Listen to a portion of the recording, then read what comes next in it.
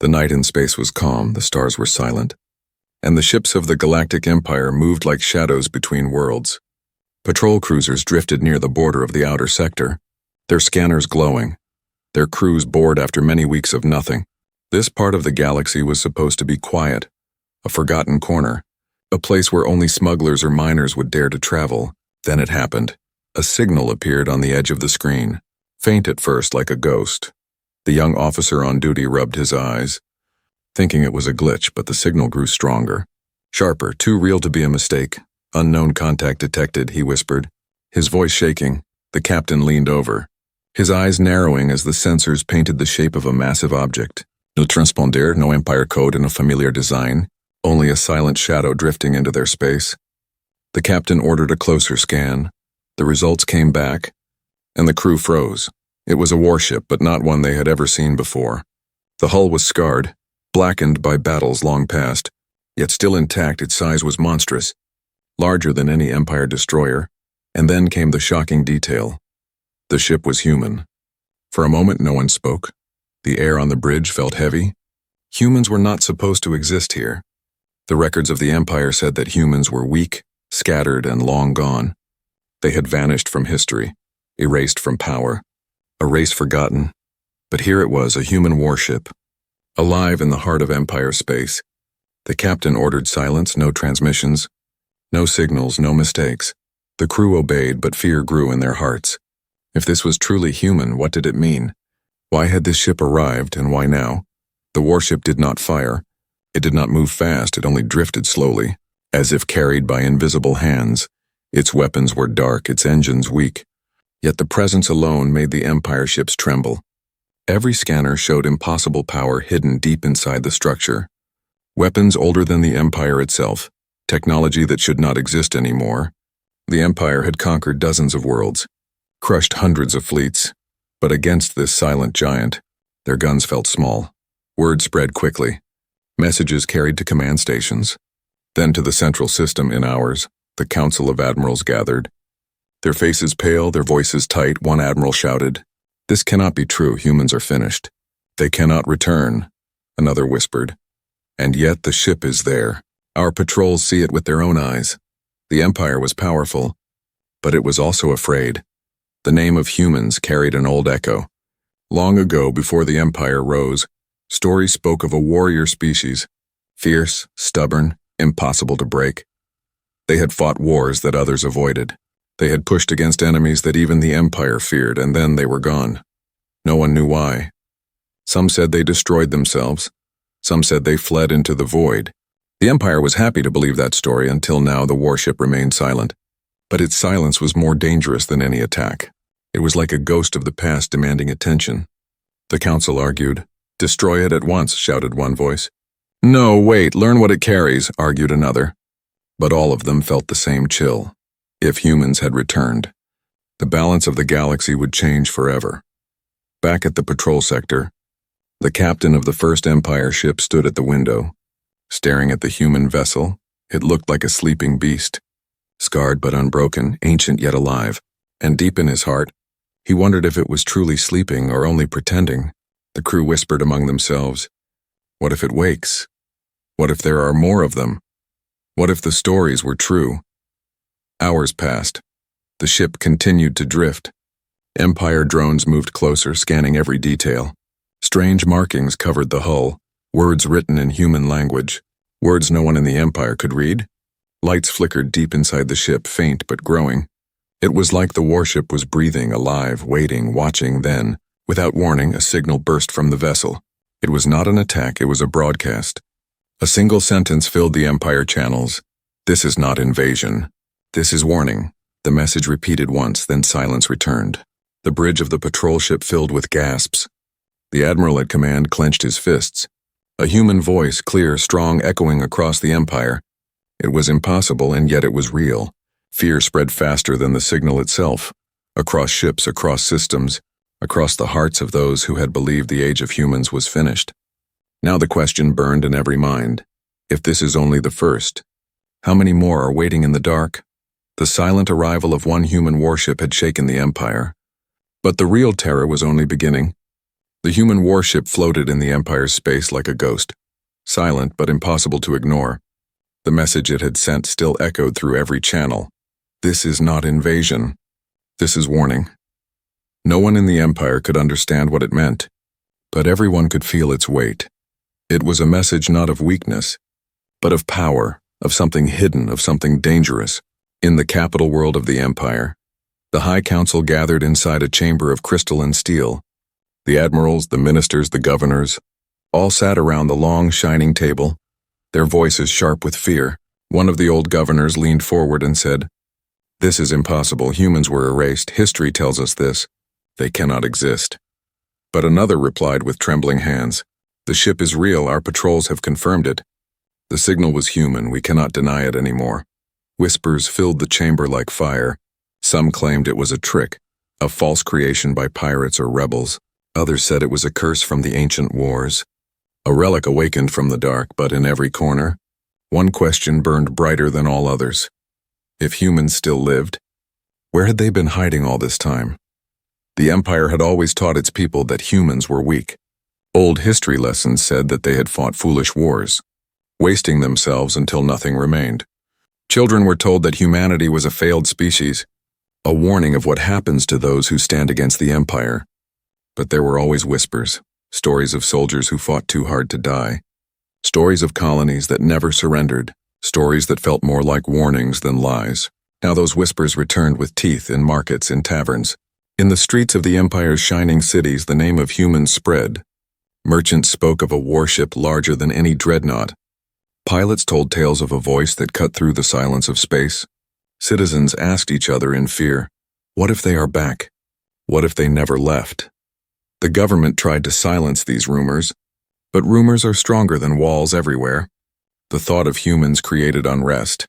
Some feared them, some hated them, but a few began to hope. To the slaves of the Empire, the miners, the conquered worlds, the idea of humans returning was not fear, but freedom. In the High Council chamber, the arguments grew louder. One admiral slammed his hand on the table. "We must destroy it now before it spreads panic, before it awakens more." Another shook his head.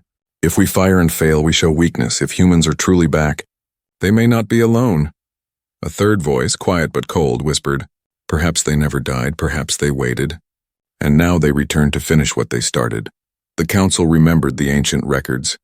Before the Empire rose, before it conquered, there had been wars against humans. Those wars were not easy, not simple, not clean. The humans were stubborn, refusing to surrender even when broken, fighting even when defeated. They were called the species that never bows, and it was this defiance that the Empire feared most.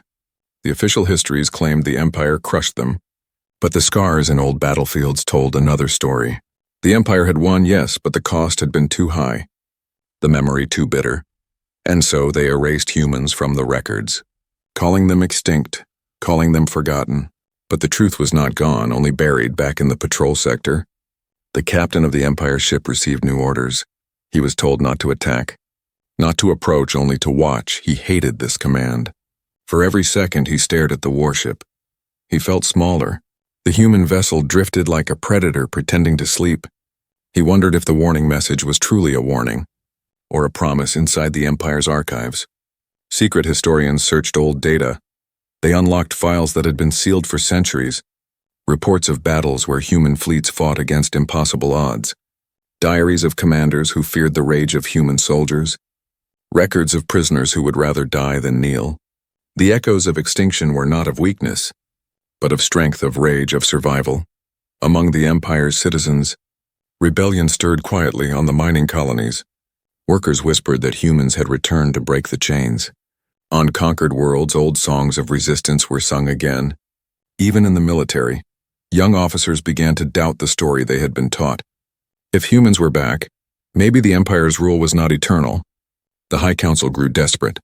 They debated whether to tell the galaxy the truth or to bury it in lies. Some wanted to announce the ship was nothing, only a wreck. Others feared such lies would crumble once the truth spread. The Empire had survived on control, but now control was slipping. And still the warship floated. Its scarred hull told stories of battles no one could remember.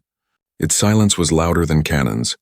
Its presence was a reminder that extinction is never certain, and that sometimes legends are only sleeping, waiting to return. Then came the moment that froze every system. Without warning, the warship's lights flickered again. The old engines hummed, a deep sound that echoed across space. And a second signal broke the silence. It was not a warning this time, it was a name, a single human name, spoken in a voice filled with power. The Empire's translators worked quickly, and when the meaning was revealed, fear spread even faster. The name was of an ancient human commander, a warrior said to have vanished with his fleet long ago, a name that the Empire had worked hard to erase from every book. And yet here it was, alive in the dark, carried by the warship's voice. The echoes of extinction had turned into the whispers of return, and the galaxy began to tremble. The human warship hung in the void like a dark monument, silent, ancient, yet alive. Its scarred metal skin reflected the faint light of distant suns. Empire patrol ships circled it carefully, like small hunters surrounding a sleeping beast. No one dared to fire, no one dared to touch, and yet no one could look away. The first message had been strange. This is not invasion. This is warning. The second was even worse. A single human name, forgotten by history, spoken by a voice that should not exist. Now the Empire demanded answers, and answers could only be found inside the warship itself. The order was given. A small team of Empire operatives prepared to board. They wore black armor, their faces hidden behind masks, their weapons ready. They told themselves it was only an old wreck, nothing more, but their hearts betrayed their fear. The shuttle drifted across the empty distance, docking with the silent vessel. The doors opened with a hiss and darkness welcomed them. Their lights cut through the shadows, showing long corridors filled with dust and silence. Yet the silence felt heavy, like the walls were listening, like the ship itself was aware of their presence. They moved slowly, their footsteps echoing too loud in the hollow passageways. Rust and burn marks told stories of battles long forgotten. The team leader touched the wall, his scanner humming. The readings made no sense. Energy still flowed deep inside the vessel. Even after centuries of drifting, this was no dead ship. This was something waiting. Deeper they went, past sealed doors that opened as if the ship obeyed, past chambers filled with strange symbols carved by human hands. They reached a massive hall the size of a city square, and in the center stood something that froze them all. Rows of weapons lined like soldiers in eternal silence. Cannons larger than anything the Empire had built. Launchers, blades, devices whose purpose they could not even guess. Each one still alive, still glowing faintly. As if waiting for the call to war, the team leader whispered into his comm, "These weapons are not dead, they are sleeping." The council, listening from afar, felt their blood run cold. If these weapons awoke, not even the Empire's greatest fleets could stand against them. Then the ship itself spoke, not in words, not in sound, but in light. The walls glowed with patterns, human letters twisting into shapes the operatives could barely understand. A voice filled the hall, deep, calm in the human tongue. "Welcome to the Sentinel," it said. "Guardian of the Last Order." The operatives froze, their weapons useless in their shaking hands. The voice was not mechanical, not cold, it was alive, like an echo of a human soul trapped in metal. "Who are you?" the team leader demanded. The voice replied, "I am the memory of the fallen, the echo of the commanders. I am the keeper of the war." The council demanded translation, and when the words were repeated, silence filled the chamber. The Empire had always claimed the humans were destroyed, erased, gone forever. But here was proof that they had prepared for something, that they had left behind a sentinel to wait. The voice continued, "This ship does not come to fight you. It comes to warn you." The operatives looked at each other. Confusion and fear mixing, the leader asked. "Warn us of what?" The hall went dark for a moment, then the walls burst alive with images. Stars burning, planets shattering, fleets torn apart by shadows, and in the shadows moved creatures unlike anything the operatives had seen. Massive, endless, their forms twisted and alien. The voice said, "They are the enemy. Older than your empire, older than the stars you claim. They will return." The operatives gasped as the images showed human fleets fighting them. Ships burning but never fleeing. Soldiers falling but never surrendering. The last battles of humanity, not against the Empire, but against something worse. And then the voice said, "We fought them until the end. We sealed our warning in the stars. And we left this ship to remember." The council listened in disbelief. If this was true, then the humans had not simply destroyed themselves. They had sacrificed themselves. They had fought something so terrible that even the mighty Empire could not imagine it, and now that enemy might be coming back. The team leader tried to speak, but the ship's voice silenced him. You think your empire is strong, but strength means nothing when the enemy cannot be bargained with, cannot be enslaved, cannot be broken. We fought them, and only we understood them.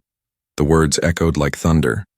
The operatives felt like insects under the gaze of something far larger than themselves. Then in the center of the hall, a hidden chamber opened. Inside was a crystal sphere glowing with blue light.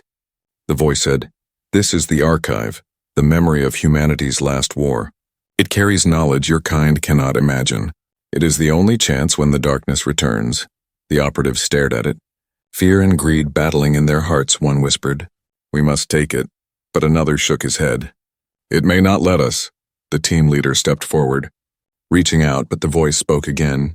"Only a human may unlock its truth. To all others, it is silence." The leader froze, his hand shaking above the sphere. The Empire wanted power, but the warship had given them only fear. It had shown them weapons they could not use, knowledge they could not unlock, and an enemy they could not fight. The team returned to their shuttle empty-handed, their minds broken with what they had seen. The council demanded answers, but the only answer they gave was silence, because deep in their hearts they knew the truth. The warship carried secrets too great for the Empire, secrets that belonged only to humans, and somewhere in the dark halls of the Sentinel, the voice whispered again, "They will return, and when they do, the galaxy will burn." The great chamber of the Galactic Empire was alive with fear. Walls of crystal reflected the pale light of stars, and the long table of the High Council stretched like a scar through the center of the room. Admirals, governors, and ministers filled their seats, their robes heavy, their faces pale, their voices rising into a storm of anger. And at the heart of that storm stood one name, one shadow, one silent warship drifting in their space. The Sentinel. The human warship had shaken them more than any battle could. The reports from the operatives were now sealed as classified, yet the whispers had already spread. A living AI, ancient weapons, warnings of an enemy older than empires, and a crystal archive that only humans could unlock. It was too much, too dangerous, too impossible to believe, and yet too real to ignore. Admiral Kor slammed his fist on the table, his voice sharp like steel. "We cannot let fear spread. We must destroy the ship at once before it poisons the minds of our people." His words echoed through the chamber, and many nodded quickly, desperate to find strength in simple orders. But not all agreed. Governor Saris, old and cunning, leaned forward, her eyes cold as glass. "Destroy it," she said softly, "and you risk waking it. You risk showing weakness to something that may not even see us as worthy opponents. Do you not understand? It has not fired a single shot, and yet it has crippled our confidence." Her words cut deep. Because she was right, the Sentinel had done nothing but exist. And already the Empire trembled. Another voice rose, sharp and bitter. Minister Verrill sneered. "You speak of weakness, Governor, but weakness is letting this relic mock us. The Empire is eternal if we fear ghosts. We no longer deserve the stars." The chamber broke into shouting, one side calling for destruction, the other demanding study, and in between were those who said nothing, those who felt the weight of the unknown pressing on their hearts. At the far end, Grand Chancellor Run finally stood, tall, robed in black and silver, his face calm but his eyes heavy. He lifted his hand and the chamber fell silent. "The Empire is not a child to be scared by shadows," he said, his voice cold and measured. "But neither is it a fool to rush into fire without knowing the flames." He paused, letting his words sink into the minds of the frightened leaders. "The ship remains untouched. It is to be watched, studied, and controlled, until we know what truth it carries." But truth was already slipping beyond their control. In the streets of the capital, whispers grew into rumors. Rumors grew into panic. Some said the humans were alive, waiting in the dark. Others said they were dead, but their ghosts had returned. And among the conquered worlds, the whispers sounded different. To them, the idea of humans was not fear, it was hope. Hope that someone stronger than the Empire might come. The Council tried to hide this. They sent propaganda. Hollow screens blazed with messages calling the warship a derelict. An old ruin, nothing to fear, but lies are weak when fear is strong. And everywhere, citizens whispered to each other, "If humans return, what will happen to us?" Inside the Council, division turned into chaos. And everywhere, citizens whispered to each other, "If humans return, What will happen to us inside the council? Division turned into chaos. Admiral Corps rallied the war faction. Demanding fleets be sent, Governor Saris gathered her allies. Warning that rash action would invite disaster, Minister Verrill schemed in silence. Whispering to spies and allies that perhaps the Sentinel could be captured and bent to the Empire's will. And Grand Chancellor Rune, though calm in his words, felt the storm rising beyond his control. For centuries, the Empire had ruled with certainty, its power unquestioned, its history unchallenged. But now one ship, silent and ancient, had cracked that certainty. The thought of humans still alive was more dangerous than any weapon, because it lived in the hearts of people. It lived in their fear, their doubt, and their hidden dreams in secret chambers. Spies delivered reports on outer colonies. Workers sang old songs of resistance, songs once believed to be about no one, but now believed to be about humans on slave worlds. The name of humanity became a prayer, a whisper of freedom even in the Navy. Some young officers stared into the stars with new questions. If humans had survived, maybe the Empire was not eternal. The council met again and again, and each time the voices grew louder, the arguments sharper, the divisions deeper. Until one night when the chamber lights flickered and the great screens across the Empire lit up without command. The voice of the Sentinel filled every world, every station, every home. This is not invasion, this is warning. They are coming. The council froze, their secrets shattered. For now the entire Empire had heard the same message, and fear became a fire that no council could control. The streets of the capital erupted. Some prayed, some rioted, some shouted for war, some shouted for surrender. Armies were deployed not against enemies, but against their own citizens. The Empire was beginning to fracture, not from attack, but from the weight of its own fear.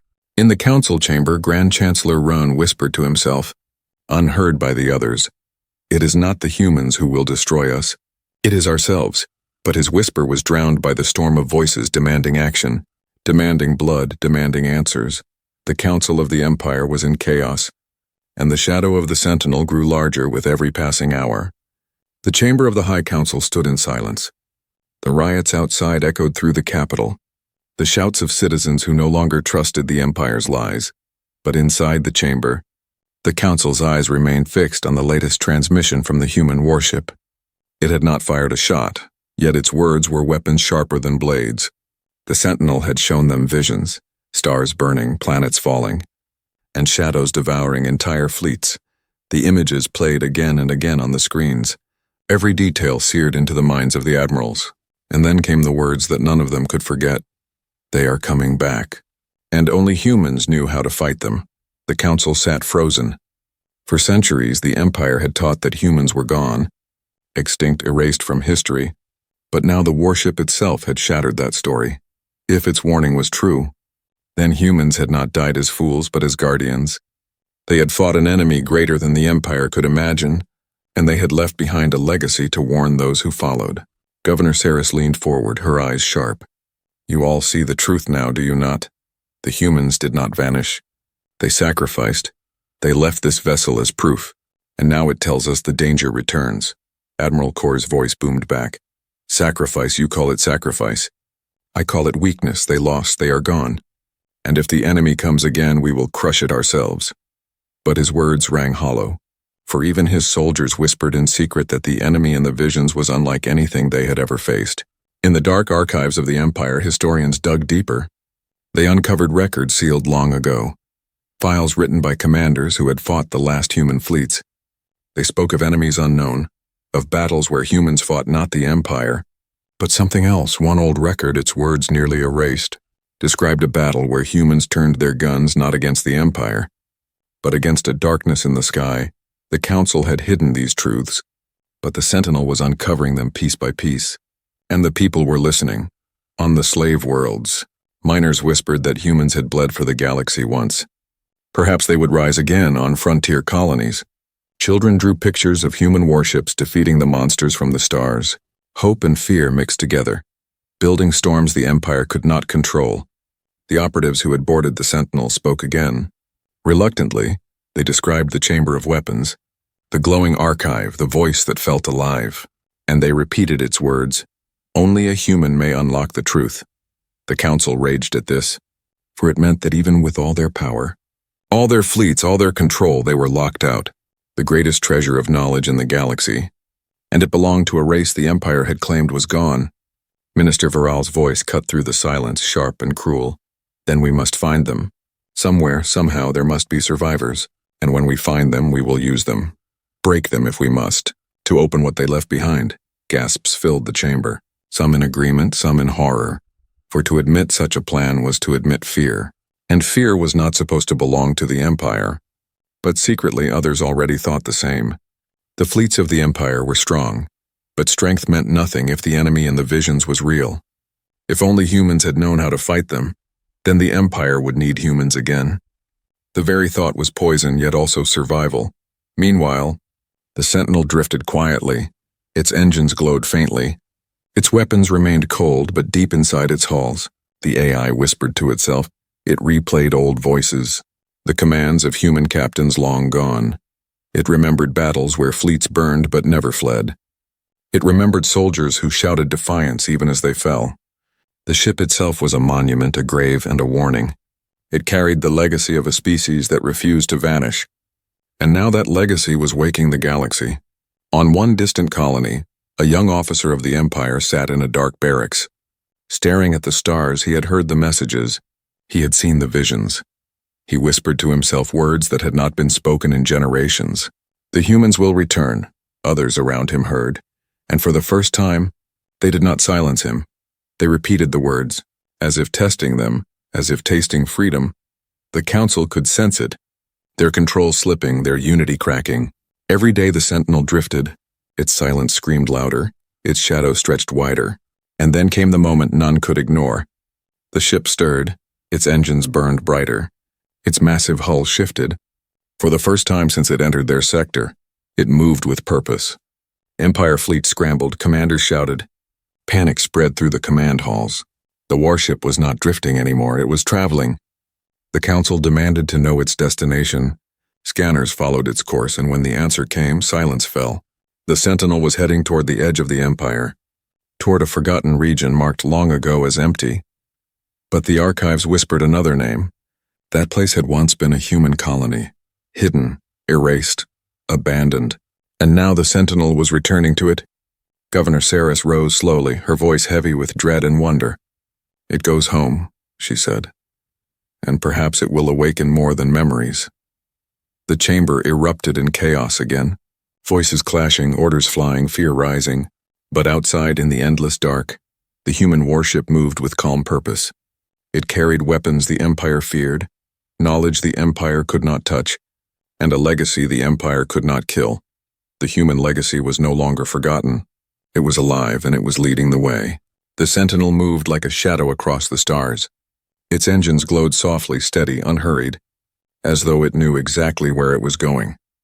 Behind it, the Empire's fleets followed, massive and armed, yet silent and unsure. For though they had the numbers, though they had the weapons, none of them wanted to be the first to fire on the ghost of humanity. Inside the capital, panic grew. The people filled the streets shouting, rioting, demanding answers from leaders who no longer had control. The propaganda had failed. The lies of extinction no longer worked. Every citizen had seen the visions, the warnings, the name of the ancient enemy, and fear had taken root so deep that no soldier, no law, no command could pull it free. The High Council met again, their faces pale, their voices sharp. Admiral Kor slammed the table. We must strike now, before it awakens whatever lies ahead, before our empire collapses in fear. Governor Saris countered, her tone calm but her eyes cold. If you strike and fail, the people will see the empire powerless. The fleets will crumble and our enemies will rise. We cannot act in desperation. But desperation was already spreading faster than reason. On the slave worlds, uprisings began. Whispers of humanity became banners of rebellion. Miners picked up tools as weapons, chanting, "The humans will return." The Empire sent troops to crush them, but even the soldiers hesitated. For many of them had begun to wonder if the old stories of human defiance were true, and if they were, perhaps the slaves were right to hope. The Sentinel continued its silent journey. Its course was clear now. A path toward a forgotten system once marked as human. Historians whispered that it had been erased from maps centuries ago, but the ship remembered, the ship always remembered. Among the council, some saw opportunity. Minister Viral leaned forward, his smile thin and sharp. If the ship is leading us to survivors, then we must take them, control them, force them to unlock the secrets of the archive. Imagine the power we could wield. Imagine an empire armed with human knowledge. His words tempted some, but others shivered, for the thought of enslaving humans, even the last of them, was a thought that carried danger deeper than any fleet. Meanwhile, the ordinary citizens grew restless. Some feared the return of humans, believing the propaganda that had painted them as monsters, but many more began to dream. They dreamed of resistance, of freedom, of a galaxy not ruled by the Empire's iron hand. For the first time in centuries, people spoke openly of change, and change terrified the rulers more than the Sentinel itself. The fleet shadowing the warship sent reports every hour. They described the ship as calm, silent, almost watchful. Yet strange signals pulsed from its hull, echoes of human voices, fragments of ancient songs. One officer swore he heard the laughter of children through the comms, though sensors showed nothing. The ship was not only a machine, it was a memory, and memories are harder to kill than steal. The council argued day and night, but no plan could be agreed upon. Every choice carried doom. To fire was to risk awakening its fury. To wait was to let fear destroy the Empire from within. And so they did what all leaders do when cornered. They blamed each other. Accusations flew, alliances crumbled.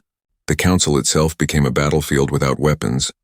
In the barracks of the Navy, young officers whispered together. "What if the humans are not gone?" one said. "What if they wait in the dark, stronger than before?" Another replied. "If they do, maybe they will fight for us against the monsters in the visions."